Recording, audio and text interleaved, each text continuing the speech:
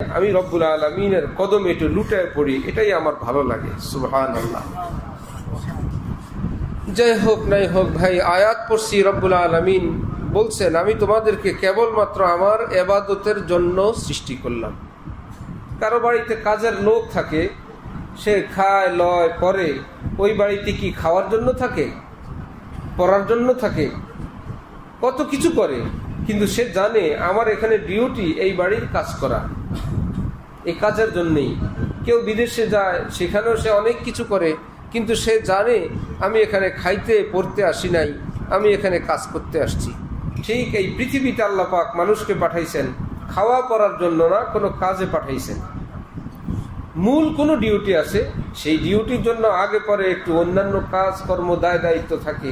সুতরাং খাওয়া পড়া ইত্যাদি সেটা মূল দায়িত্ব না। মূল দায়িত্ব হলো বন্দিগি, মূল দায়িত্ব হলো আল্লাহ পাকের সন্তুষ্টি।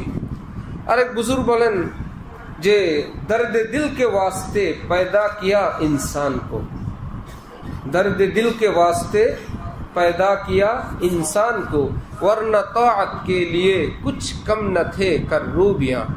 আল্লাহ পাকের শুধু তসবিহ তাহলিল ইত্যাদি আদায়ের জন্য এ তো ফেরেশতারাই যথেষ্ট ছিল, আবার মানব জাতি সৃষ্টির কি প্রয়োজন ছিল? ব্যথা ভরা অন্তর নিয়ে আল্লাহকে ডাকা, এটা ফেরেশতার কপালে নাই। শুনতেছেন? ব্যথা ভরা অন্তর নিয়ে, প্রেম ভালোবাসা নিয়ে, হারাম জগৎ থেকে ভিন্ন থেকে আল্লাহকে ডাকা, এটা ফেরেশতার কপালে নাই। এটা কার ভাগ্যে আছে? মানুষের। এই ব্যথিত অন্তর নিয়ে আল্লাহকে ডাকা, চোখে পানি থাকবে, রব্বুল আলামিনের দুয়ারে হাত তোলা থাকবে, আর কেবল বলবে मैं जब नहीं हो किसी का उन्हीं का हुआ जा रहा हूं। আমি আর কারো না, হে আল্লাহ আমি শুধুই আপনার। আল্লাহ আমি আর কারো না, শুধুই আপনার।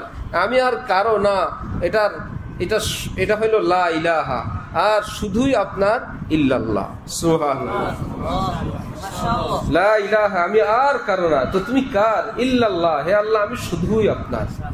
जब नहीं हो किसी का तो क्यों हो किसी का, আমি তো আর কারোর না, কেউ আমার কিছু দিতে পারে না।